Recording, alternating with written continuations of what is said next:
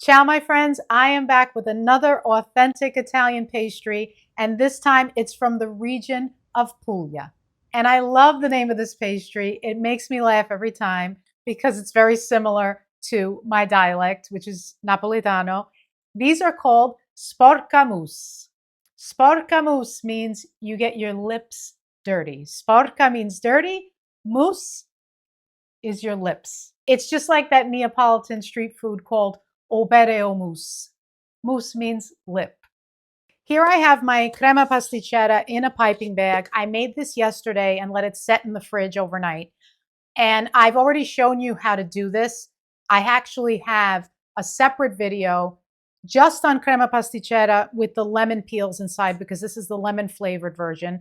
So if you want to watch that separately, you can, but I'm also going to include it in this video because I just think it's easier for you to see the whole recipe and the process it takes to make this specific pastry. So let me just give you a refresher course on how to make my mom's crema pasticcera al limone. Let's go.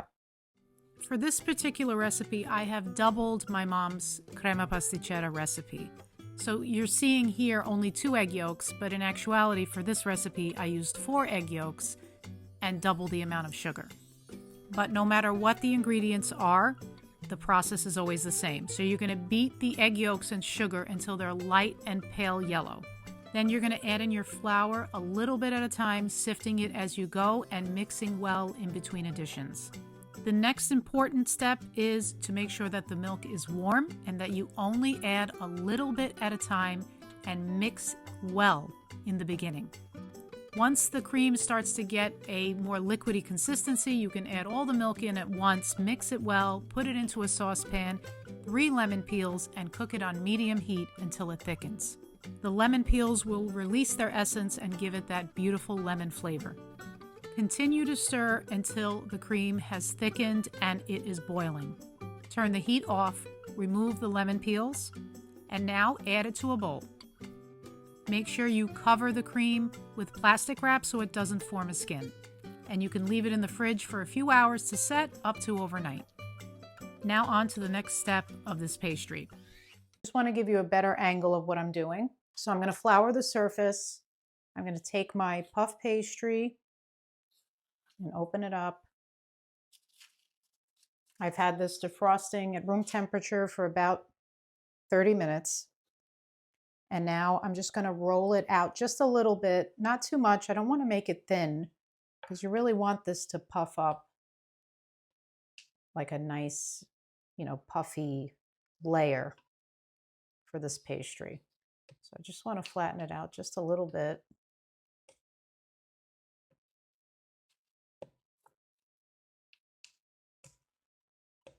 Okay, I think that's good enough.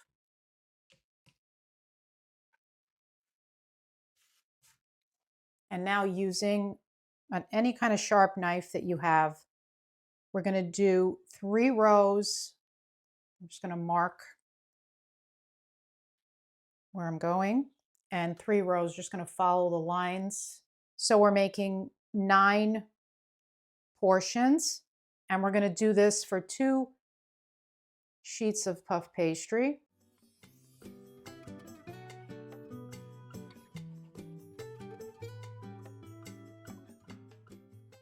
You can make these smaller if you like, if you want to make them bite size. I'm just going to make the full size. Now I'm just going to take the squares and place them onto a parchment lined baking sheet. Let me see if I can get 4 on here. Perfect. Just like that. Get 3 across and 4 down. Now I'm going to do the same thing I did with the other sheet.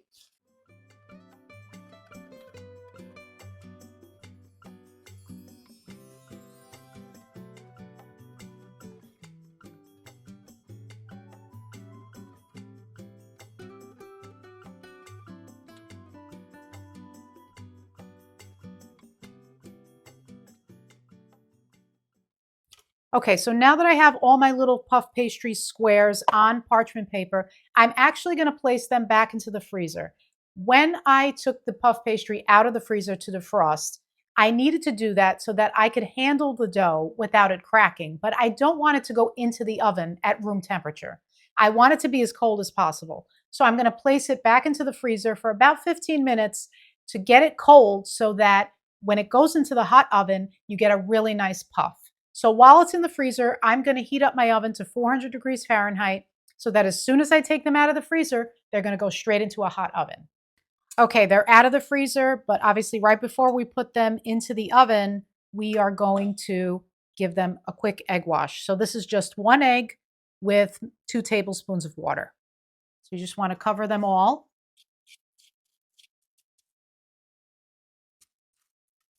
And then place them into the oven. So they get that nice golden crust.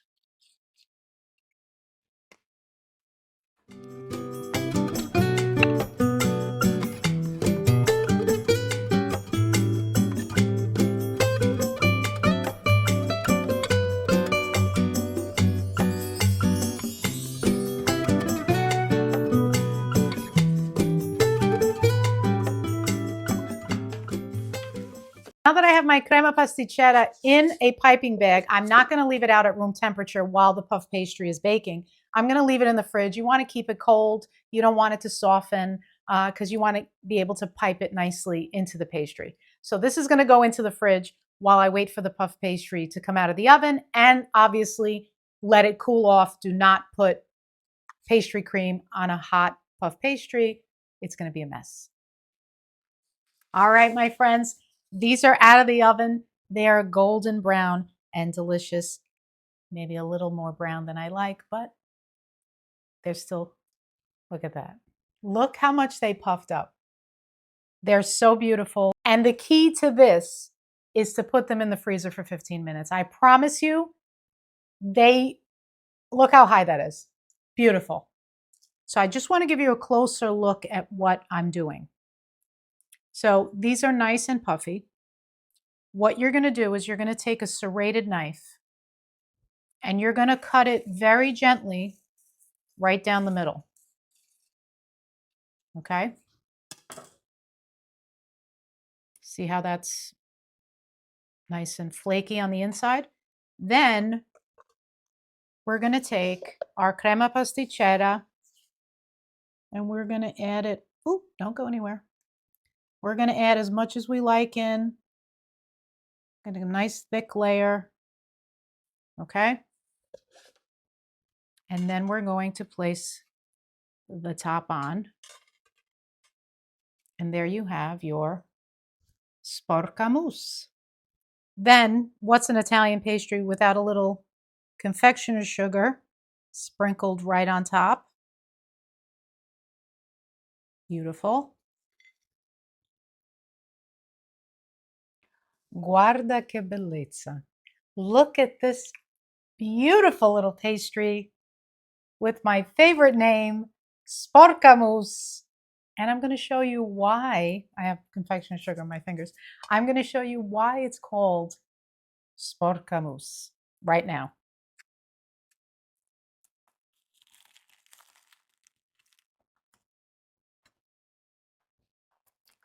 Sporcanazo. I got it on my nose too. That's why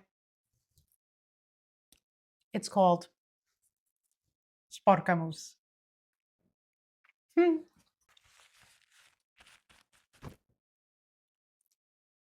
I mean, the literal simplicity of this pastry and the flavor that it gives you. There are no words. I mean, Italian cuisine is about simple flavors executed well.